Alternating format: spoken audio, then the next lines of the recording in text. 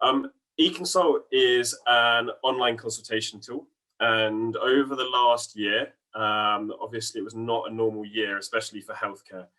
And online consultations and online access to GP practices are sort of becoming part of a new normal. They were used before. eConsult has been going for about 6 years, but over the last year, we've seen a huge uptake of this across GP practice and patients using it. So over the last year, we've done a lot of stuff to try and make eConsult better for both patients and practices. And we've done a lot to help practices cope with COVID as well. So we put in a lot of features that were there for that. I would just point out here that online consultations are not for everyone, but there are patients who can benefit from using eConsult. So it's good to sort of understand how it works, even if you kind of think that they're not quite right for you. And I mentioned this last week as well, but there is a reason why we do everything. eConsult is started and is still run by active NHS clinicians. So patient safety is obviously completely their kind of heart of everything they do. They're not tech people who have come in to try and change things in the NHS. They are NHS people who are using technology to try and improve something. So this is really, really brief overview of what eConsult is. So it's a history taker, and that's a key distinction to make. And it's not an appointment booker, which is quite often something that people do get confused with when they use it, because there are a lot of platforms available now, and a lot of them are appointment bookers. The reason why eConsult is a history taker as opposed to an appointment booker is because with a history taker, you input your symptoms.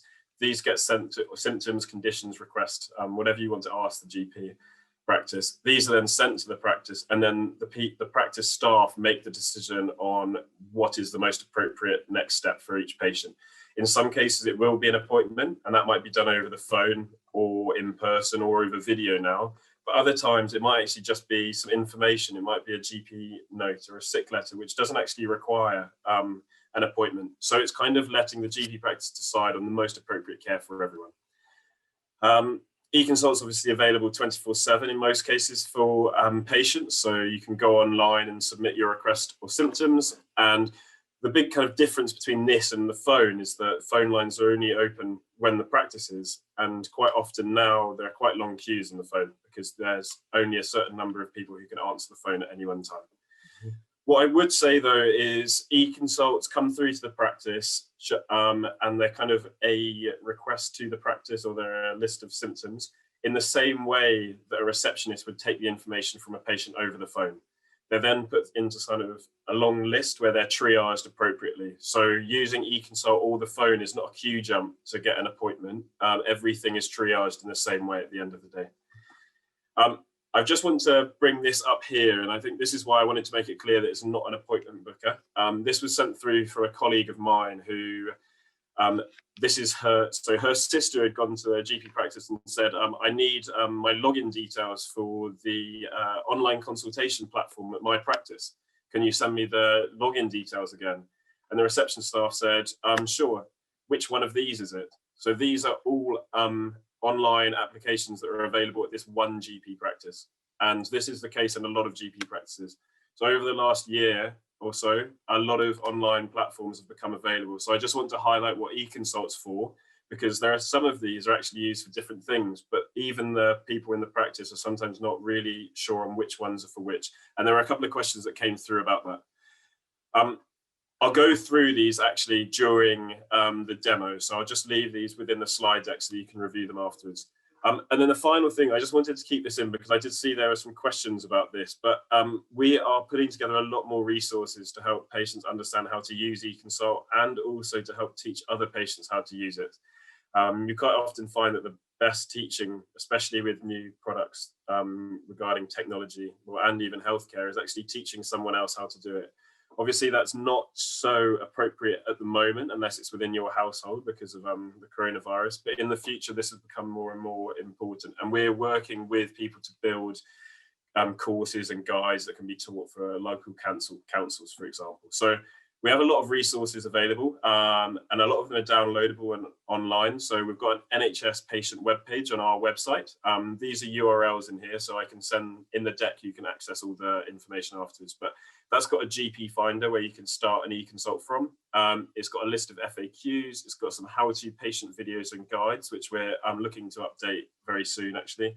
And then a list of downloadable education resources. So these have come out of sessions that I've had with PPG groups, and they're the resources that they've asked for. So they're things like newsletter information, they're PDF guides, they're things for WhatsApp groups. So there's lots of things, but if there's anything else you want, please let us know because we can put them together.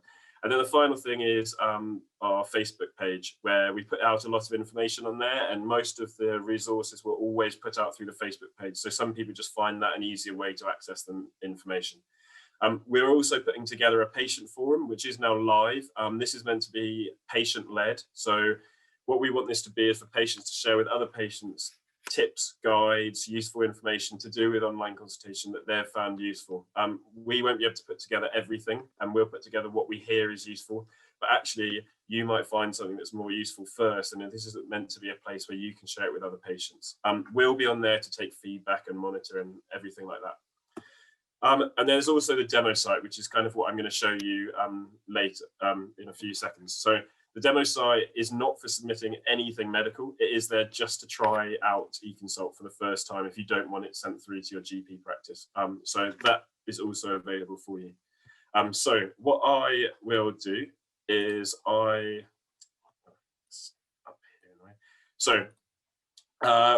I wanted to do first was show you how you access eConsult. So before we're showing you how to actually use eConsult, it's important to know how to access eConsult. So there's a couple of different ways that you can access eConsult.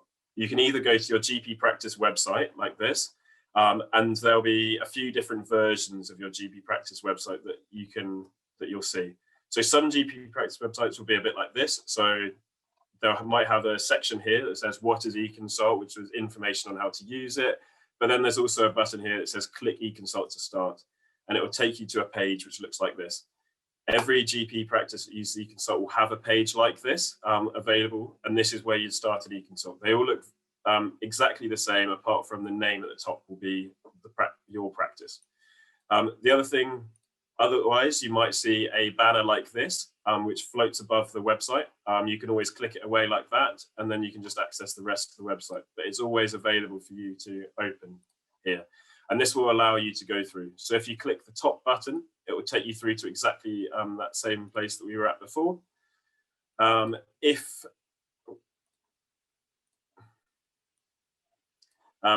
you, sorry, screen's in the way.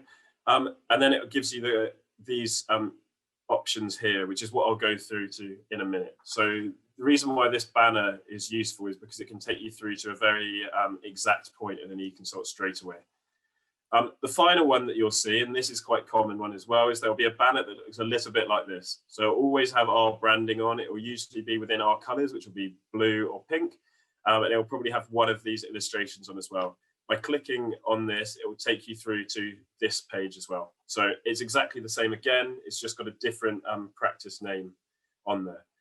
The other way that you could access it actually is by going to our own website, which is eConsult.net, and we have a patient page here, which is what I was talking about before. So this is the education resources that are here. But if you do want to start an eConsult, you can press find your NHS GP practice to start, and it will take you through to here. So the last one I typed in, because that's my one.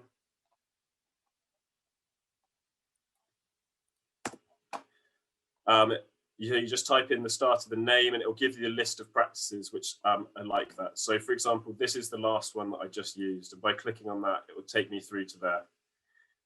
All of these come off your practice website, but all of the information goes directly through to your GP practice. We don't store any patient identifiable information at all. So the only information we store is just to help improve the algorithms we have. We don't sell any data. We're not doing anything with the data. It's just there to improve it. We don't know the name of anyone who sent an eConsult through. All of that goes directly to the practice. We store it for microseconds. Once it's arrived at the practice, it's deleted from our systems. The other way that you could access it is through the NHS app. So the NHS app is being pushed out a lot more by the NHS. And the NHS app is is very beneficial because you can also access your medical records from there. You can order repeat prescriptions. You can see kind of anything you might have done via the NHS, so you can get your NHS number. But you can also consult with your GP practice. Unfortunately, I can't actually do a demo of that because I'm on a laptop and I can't access because it's via a tablet or a phone, so I can't do a demonstration of that. But there are guides available of how to use the NHS app, and I can share them afterwards, but it's exactly the same. And if you consult with your GP practice via the app, it will use the same questions as the eConsult, and they'll go through to your GP practice in exactly the same way. So having said all of that, what I'll do is I'll go to this. So this is a test practice, which I will just use for today because it only goes through to myself rather than an actual doctor. But as before, the page is exactly the same as any of the other practices. At the top here, there's some information about COVID, and we keep this up to date in line with the most up-to-date information. At the moment, we're advising patients not to use eConsult to ask questions about coronavirus because the GP practice is overwhelmed as it is. There are other ways to do this.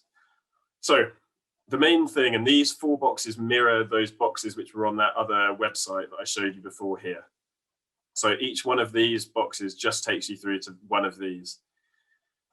When you go to use eConsult, you can use it for a couple of different reasons. So either be a clinical request, so you're ill, you're feeling unwell, and you want to let your GP practice know about that, and you think potentially you might need an appointment.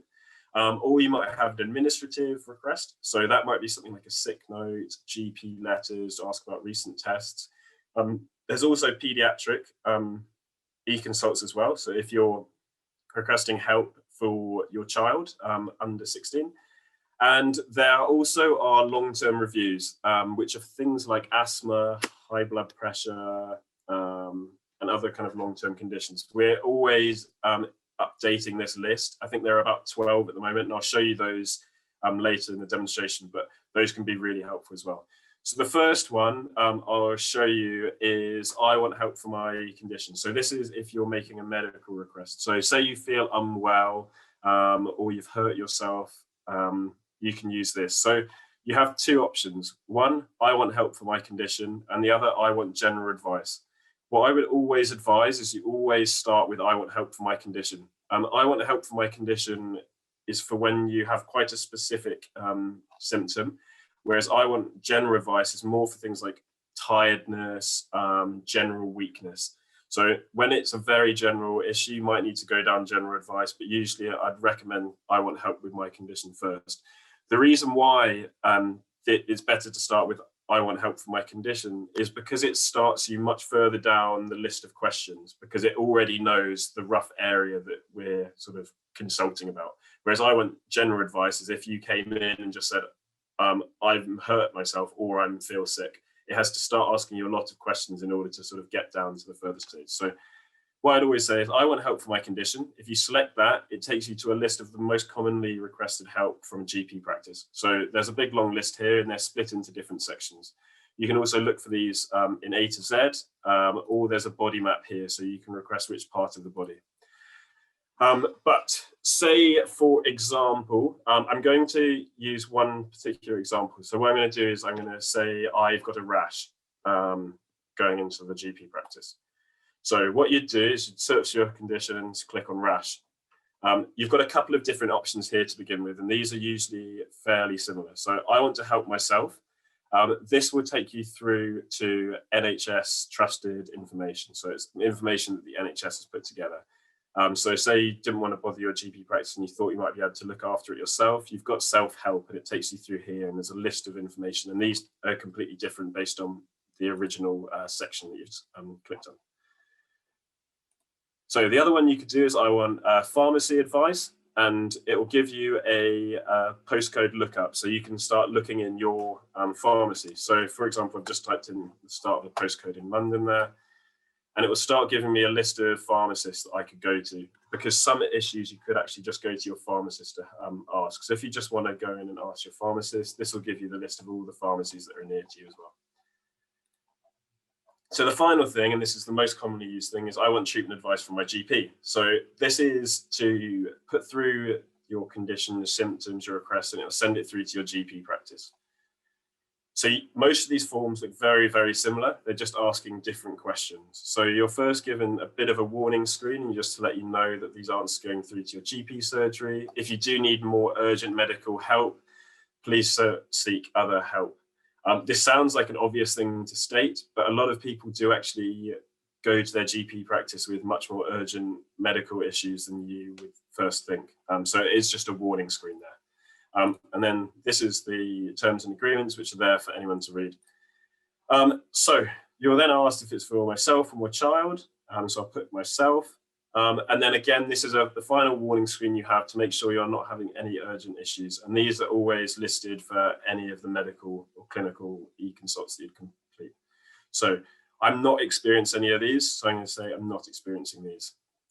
So this is a COVID warning screen as well, because GP practices do not want you arriving at the GP practice if you've got COVID. So this is again asking you if you've got specific symptoms. What will happen is it will send it through to your practice to let them know that that's the issue. So I'm going to select no here. So this next screen, I just want to highlight this here. This is a screen that we are looking to improve. There's been some issues with this screen. So if you do have NHS login, you can use NHS login and click here and it will verify your details via the NHS login. However, most people can just continue without logging in. The benefit of using NHS login is it will start to include some of your own details already. So that will be like your name, your date of birth, your address, because those are registered with you in the NHS app. What I would say is the NHS app can take up to 24 hours to verify you. So you might try and verify yourself immediately and it will ask for you to upload a photo of your passport or your driver's license in order to verify who you are. So it might be better to log into the NHS app afterwards, get the NHS login and use it for the next time you use eConsult instead of the first time. So for most people, you can just press continue without logging in.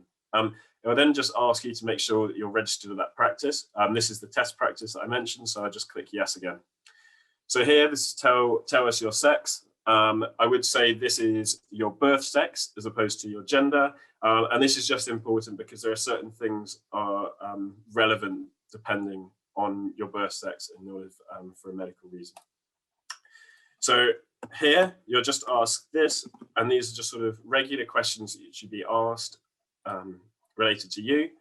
So this is an area which is included in every eConsult where you've got the options to fill in a few words to explain in your own words what kind of help you want. You could leave this blank if you wanted, but for example, I would say I have a rash on my leg. This just gives the GP a chance to see in your words how you're feeling. The rest of the questions are more structured, so they're more multiple choice things. This is a chance for you to put in a bit more information that kind of explains to the GP in your words what the issue is. So have I tried anything for this? I'm going to select no. Is there any particular help you would like? I'm going to select no because I don't know what this is. It's a new issue. So please describe your symptoms. So itchy rash on my leg. Obviously, this is going to be very different depending on which one you choose. So I'm going to put leg. Again, these are just answering information. It's just to help give your GP all the information they need to help get you the most appropriate care. So how long have I had the issue for? So I'll put 4 to 6 days. Have I developed a new rash over the last 48 hours? No. Have I had any difficulty breathing? What I will do is, as we're going through, I'm actually going to show you that there are safety features built into eConsult, because there are certain questions, if you answer in a certain way, it might suggest that you need more urgent care. So some of these I will just answer wrong to begin with, just so that I can show you that. So actually, I'm going to say, yes, I am having trouble breathing. If, for example, you've got a rash and it's a new rash and you're having trouble breathing, this might actually suggest you need more urgent care. So it requests for you to call the practice or call 111 because they might be able to get you more urgent care. The reason why this is important to notify is because your GP practice might not read this until the next working day, because of that's how the process works. So if you do want to get immediate advice, it is quite good to phone 111 and they might advise actually it's better just to go through the practice.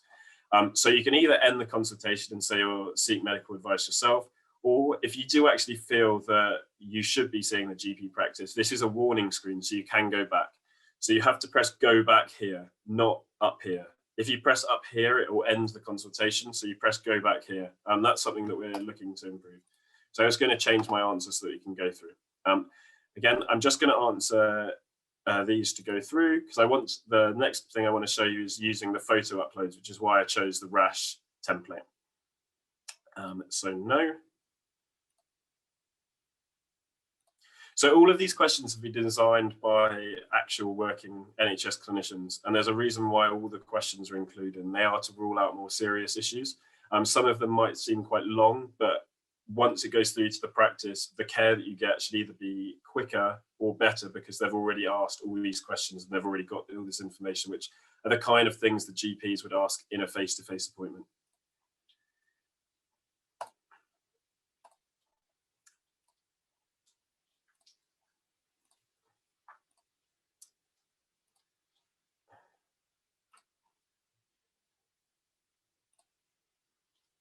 Okay, so then these are the other types of questions you have where you're given multiple choice. So I'm just going to put none of the above.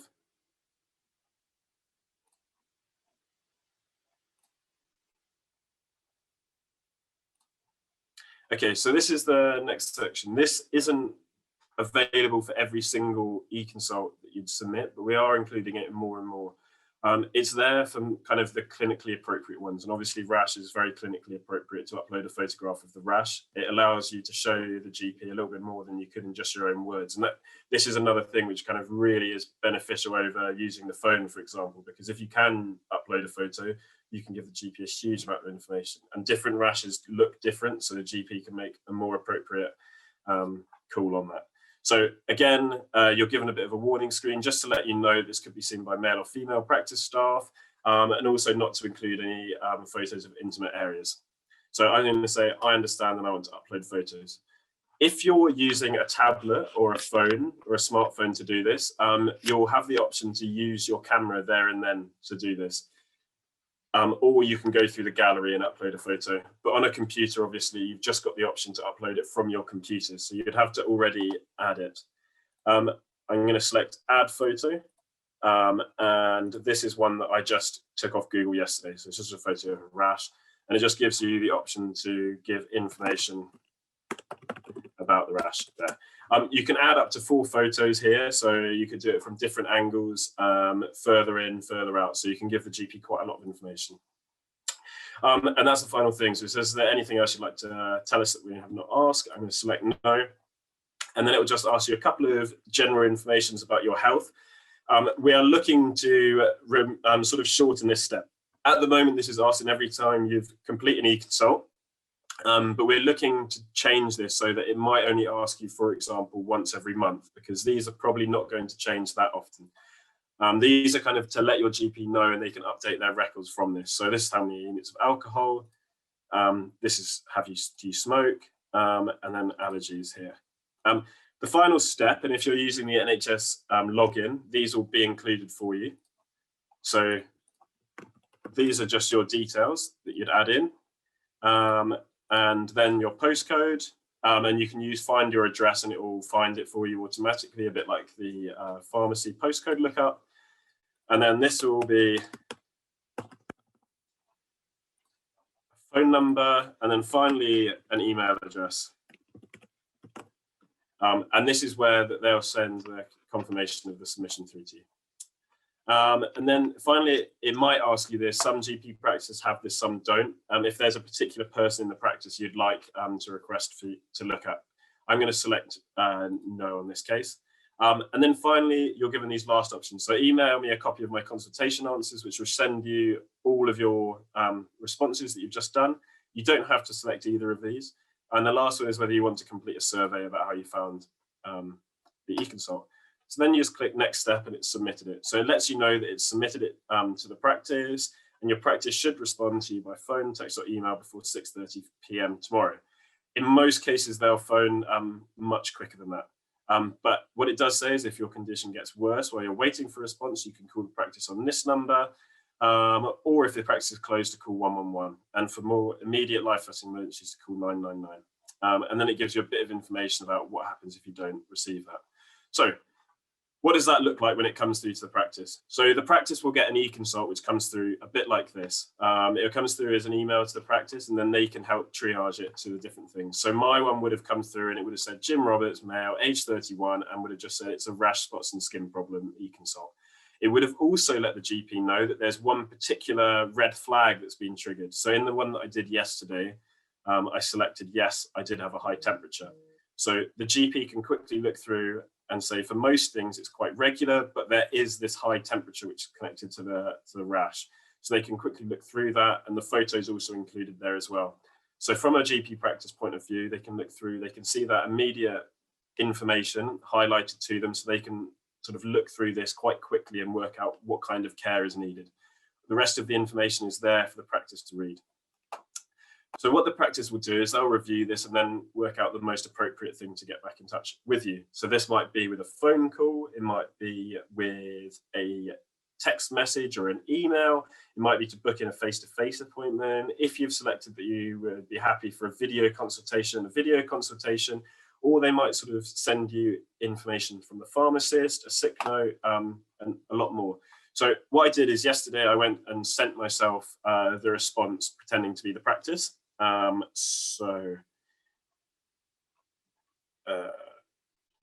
me just find the correct one.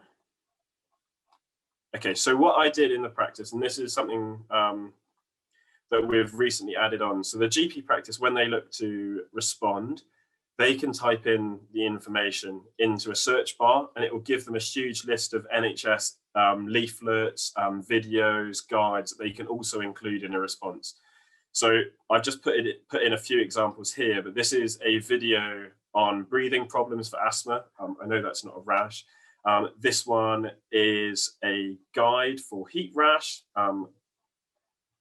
I'm not sure if this will, yeah, so this has come up. This is an NHS one, but this is very quick for the GP practice to look up. It's a search bar that they can include. And it means that they can write in their own message at the top, and then they can give you a lot more information when they send back through. This bottom one, again, is also some COVID videos, which help explain coronavirus. Most of this will come through as a phone. The GP's got the option to send through stuff that was come through for use on email, etc. But these can be really useful because they could be, for example, a video on how to use an asthma inhaler, which could save the patient having to come into the practice just to be showed that, which at the moment is especially useful considering a lot of people are trying to isolate. So what I'll do, I'll just show you two very quick demos, and I won't go through them as thoroughly as that one because I want to leave some time for questions, because there were quite a few questions that came through as well. But the other one, which is our most used section on eConsult, is I want administrative help. So again, the section looks very similar, and this will change to fit your phone screen if you're using a phone, for example. So again, you're going through and you're being asked the questions. This is just to make sure that you're not using it for a medical issue. And the reason why is because it could be dangerous from a patient point of view. This is not asking you clinical questions. So from a patient, you shouldn't use this for medical issues, because it will be reviewed differently than the clinical ones, because it's for administrative request. Again, you're given this option to log in with NHS login. I'm going to select to continue as a guest. And again, you're asked the same questions that you were before, which again, if you're using NHS login, these will be auto filled in for you. So these are the administrative options that you have. So there's discuss routes and tests, sick notes, which are sometimes called fit notes. This just depends on where you are in the UK. GP letters, medical reports, information on medical examinations, or other requests for documents or paperwork. And you can see here why this can be very beneficial, because this is going to ask me far less questions than the clinical ones. And for example, if you do just want an extension to a sick note, you don't want to go through all those other questions, and you probably don't want to wait on the phone for a long time or take up an appointment just to be given that extension. So I'm going to select sick note. Are you having to stay at home because of coronavirus and need a note for your employer? So that's not the reason why I'm doing this today. So I'm going to say this is an extension, and the start date is required for the sick note. So I'll say from today. And say the end. So I'm going to choose let's say the 22nd. So this is actually for a real issue. I broke my ankle a few weeks ago, so I would actually need to request a sick note from my GP. So please tell us more about why you need this sick note extension. So broken ankle, having to work from home.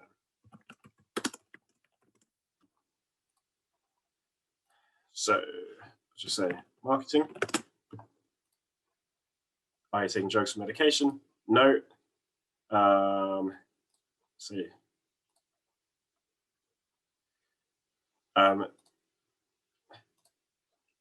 And again, it will just ask you those same details as with before. So I won't bother doing this, but it goes through to the practice in the same way.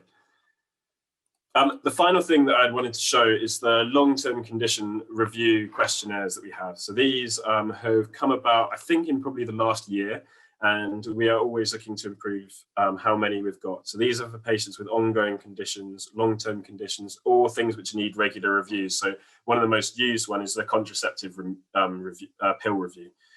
The reason why these are so beneficial for both patients and practices is because quite often these are quite regular readings, and usually the patient might have had to come into the practice just to give these readings, whereas they could actually either take the readings themselves at home or go to their local pharmacist to go get the readings, and then they can just submit the readings to their practice, and the GP practice can then work out what they want to do, because if they're just the same as they were before, they can say that's fine, we'll wait until the next reading.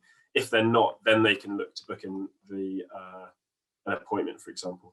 So usually the GP practice should initiate these for the patient, and they'll send you a link of where to complete these. But if they haven't, and you've been asked to complete a review, you go, I want help for my condition again. It'll give you this list, and you go down to the bottom here where it says need to complete a review.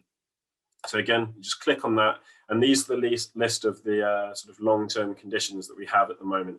Again, as I said, these aren't exhaustive. We had to start with some, and these are the ones that we started with.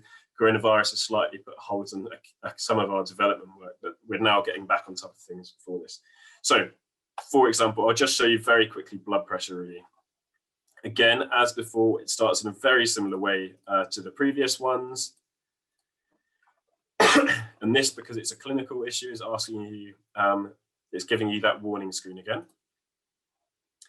And again, asking you about coronavirus. So I'm going to continue without logging in. Yes.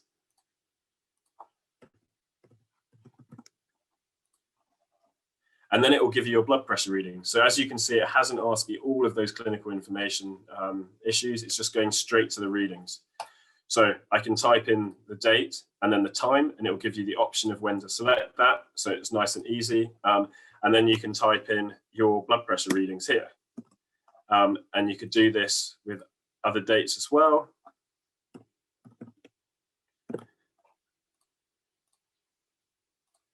And you'll sort of know how many you would regularly give, but for example, you can give those, and you can add more readings if you want to, so you can have it backlogging for a while. It depends how often that you take the readings, and just press next step.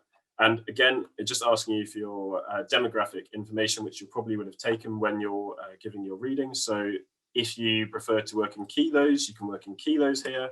And again, if you prefer to work in centimeters, you can work in centimeters here as well. So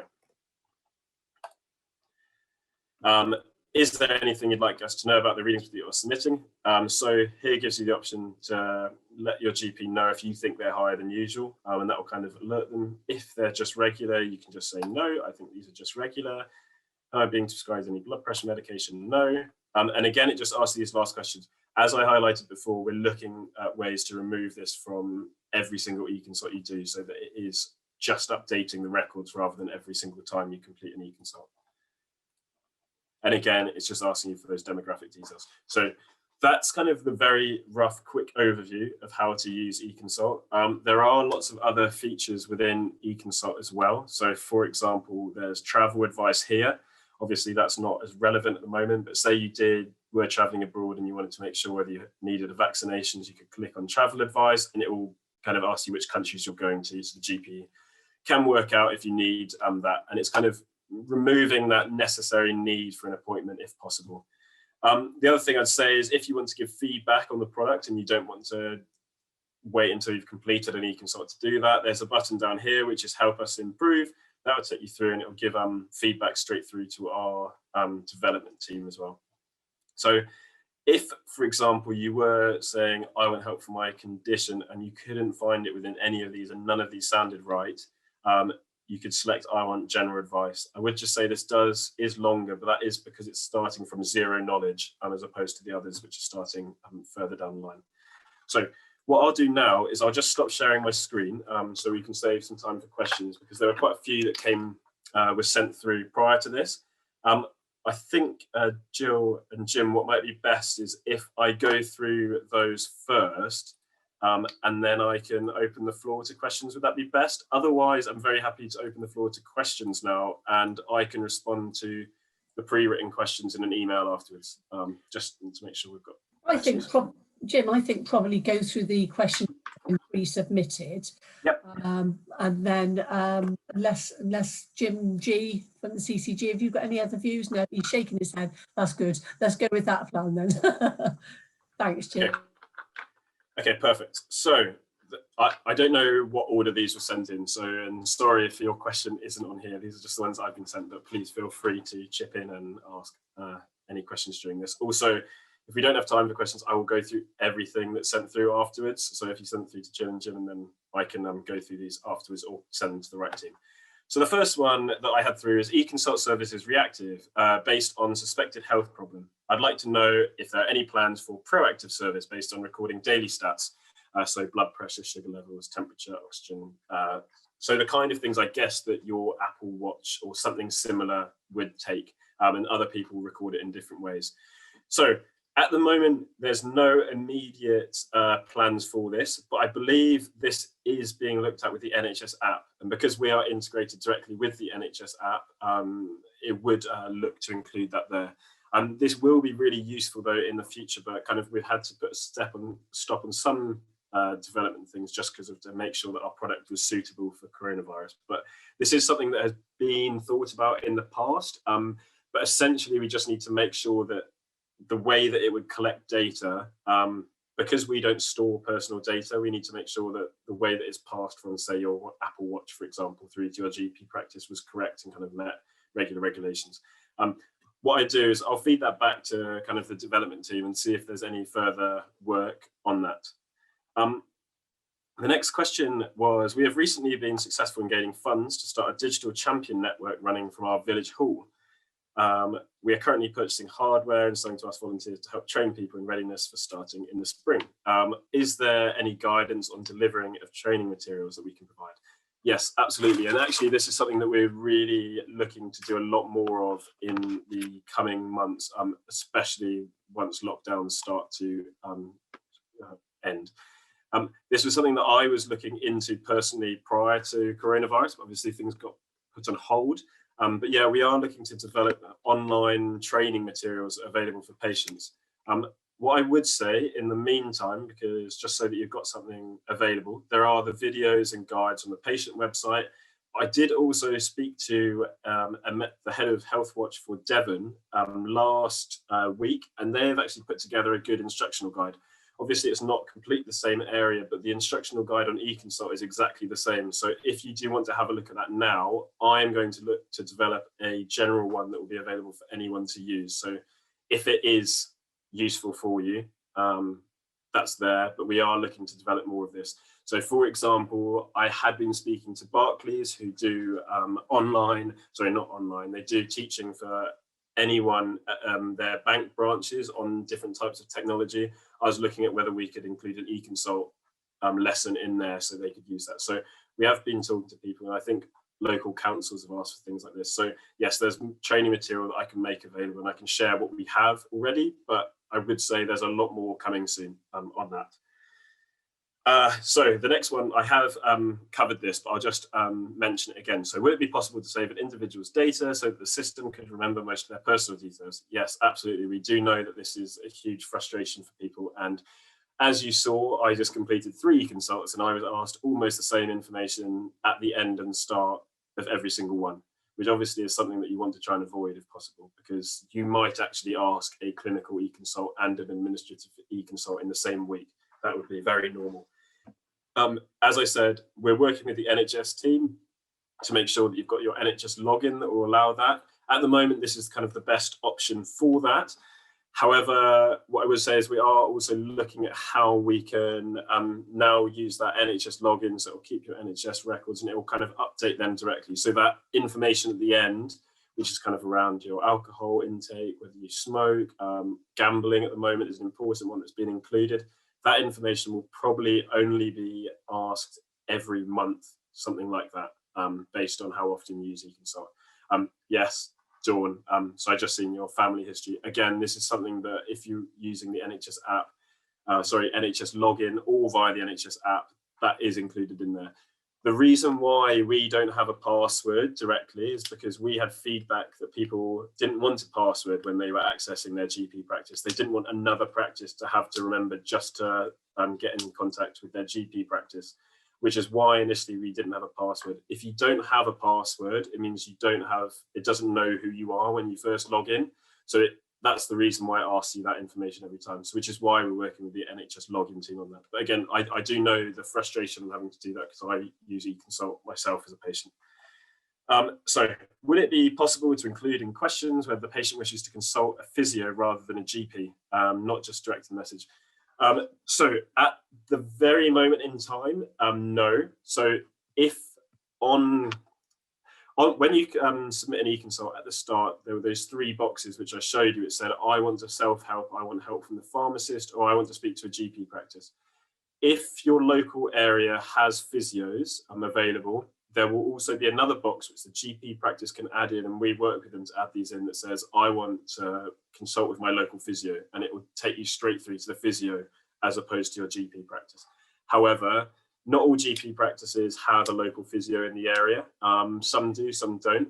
But what we are looking at doing is, for example, issues that are related to physio will get directed straight through to a physio. Issues that are related just to a pharmacist will get straight just through to a pharmacist. Well, I would say this work is in development at the moment, but it is coming soon because we want to help make sure the right patient gets the right care. That's kind of the complete crux of everything that we do, is making sure you go to the right place at the right time. The next one is, I've been using System Online digital platform with my GP for a number of years. Does eConsult replace this, or is it complementary? What are the advantages of eConsult over System Online? So System Online, so System One is one of the clinical providers, so they kind of where all the medical records are held at a GP practice. There's a couple of different providers for this, and your GP practice will use one. The other ones are things like EMIS, but there are a number of different ones. System Online is a product that they created, which is actually very similar to the NHS app. It gives you the ability to log in and look at your patient records. If a GP practice has set it up, they can also include forms which can ask certain things which go to through to your practice. So in most cases, it's complementary. However, from my experience, I find the NHS app really useful. The NHS app is universal across the whole of the UK. So if you did move practices, it will be the same. Whereas System Online is kind of pretty specific depending on whether your area uses System One or not. So what I'd say is System Online is very similar to the NHS app. The main advantages of using eConsult over the forms which System Online would have is that level of patient safety. So their ones are mostly just free text boxes, which are very quick to use. And for some things are absolutely great. But there are other things, say you inputted a bit of information and say, I fell this weekend and hurt my back. If a GP practice saw that come through, every single time they say, I've hurt my back, they have to ring you up, because that could be very serious. But the level of information provided might not be enough for them to sort of work out whether you need urgent care, whether actually it's just a small bruise. So we have those structured questions, which, as you saw, did take a bit of time to go through, but they're there to make sure the GP knows enough information to give you a correct triage. So what are the advantages and disadvantages of eConsult, and do they match the reality on the ground? So the advantages, kind of what I just mentioned. The disadvantages, and some of the things which we have heard from patients, is that they do feel it takes a while to go through. As I mentioned, we're doing a lot of work to try and remove those questions which are repetitive or seem repetitive every time you use eConsult. So hopefully those should be removed out, and actually you're being asked quite specifically about each of your requests each time. The other thing is, with those long-term conditions, we're always looking to improve that list. We had to start with some, as I said, but hopefully for people with ongoing conditions, it should mean that the level of questions they're asked is much, much shorter. And yeah, the detailed family history questions. Again, the reason why that's asked is because, and there's not an opt-out at the moment, is because at the moment it doesn't know whether you've come into your practice once in the last year or whether it's you've come in last week. For example, I haven't seen my GP in 3 years. So for them, they actually don't know anything that's happened to me over the last 3 years. So for me, inputting all that level of information is actually very useful for my GP as opposed to someone who comes every week. And we're looking to address the issues of how we can sort of reduce it for people who have come in and sort of keep them in there for people who haven't come in a while. So those are the questions that were asked prior to the call. Hopefully all of that has been useful. We do have a lot more guides and things that I can show you, but I kind of wanted to give a quick overview of the main ways of using eConsult. I can see there've probably been quite a few questions that have come through, but I do realise we've just got 10 minutes and unfortunately I will have to leave at the end of the 10 minutes. But I'll just see if there are any extra questions that have come through in the chat that haven't been answered already by the other people on the team, which I think doesn't look like it. What I wonder is if anyone has got any questions or feedback that they'd like to share now on the call that we could try and answer live, that would be great as well. I'm very happy to do that. Even if you've got kind of like critical feedback, that's useful as well, because it means we can take it back to the team and we can look on a way to improve it. So if there are any, please raise your hand. If you would rather ask it offline, you can send it through and I'll provide my email address at the end as well. I can see that Jane's got her hand up here. Yes, I wonder to what extent you can give children protection within this system. If they have, for example, an abusive parent who's applying, I just wonder what child protection there is there. Yeah, that's a very good question. And actually, we've been asked this in other formats as well. So not just abusive parents, it might be an abusive partner as well. Obviously, that's something which GP practices do have to look out for, and they kind of have got that right to kind of help people where possible. It is a very difficult thing to work with, and at the moment, children under the age of 16 their parent will have to complete eConsult for them. We are looking at changing some of the things which someone at kind of the age of 16 might consult for to a younger age bracket. But at the moment, we have to put that in there and it has to be left to the parent or guardian. What I would say is there are other areas that the child could go to within that case, but it is difficult when you're having to deal with this. And what I would say is it's very similar to how the GP practice would deal with the request over the phone. The GP might be able to kind of ask in person when the patient comes in with a parent, and maybe they might pick up visual signs, for example, because what we do say is when GPs look at the pediatric eConsults, they have to look at them in a different way than they would the adult ones, because pediatric issues can be more urgent.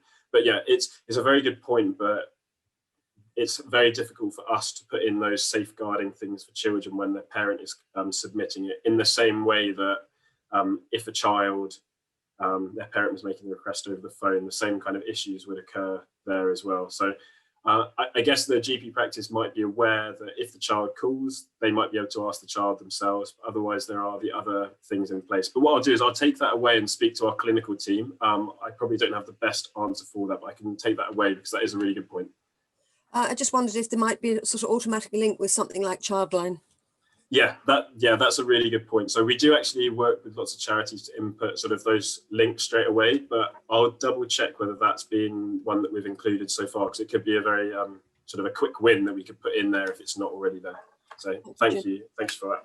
I think Mark's trying to jump in. Yes, sorry. So my name is Mark. I'm Transformation Director for eConsult. So Jane, just so you know, a patient may submit an eConsult. The GP practice has the records, and they may have recorded in them the patient records, for example, child protection issues and so on.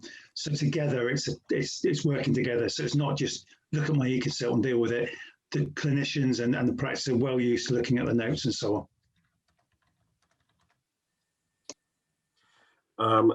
So there's only 5 minutes left. I think I'd seen Sheila's hand potentially up. Sorry if that's incorrect. I thought I saw it pop up a minute ago. I was going to ask what the age was for young people to fill in their own eConsult. I know there's been quite a feeling from some of our youth PPG hopefuls that this would be lowered. What is it at the moment? So, Mark, correct me if I'm wrong on this, but so adults counts as over 18 only. But if you're 16 to 18, you could also submit an eConsult on your own for selected eConsults. However, you'd have to go through the pediatric section on there. However, having said that, we do know that is very confusing from a user point of view, especially if you're between the age of 16 to 18, because you probably wouldn't instinctively click, I want help for my child. You'd click on, I want to help for myself. So we are looking to change that, and that's kind of going to be happening very soon. Because, for example, one of the most commonly used one is, I want advice on contraception, which you can ask for from the age of 16 upwards, and you probably, in most cases, are probably not going to want to ask your parent to for advice, helping with the GP on this. So that is one thing that we are looking at. But yeah, we do know that. But yeah, below that age, I believe you can't use eConsult yourself, and this is for medical indemnity reasons, I believe.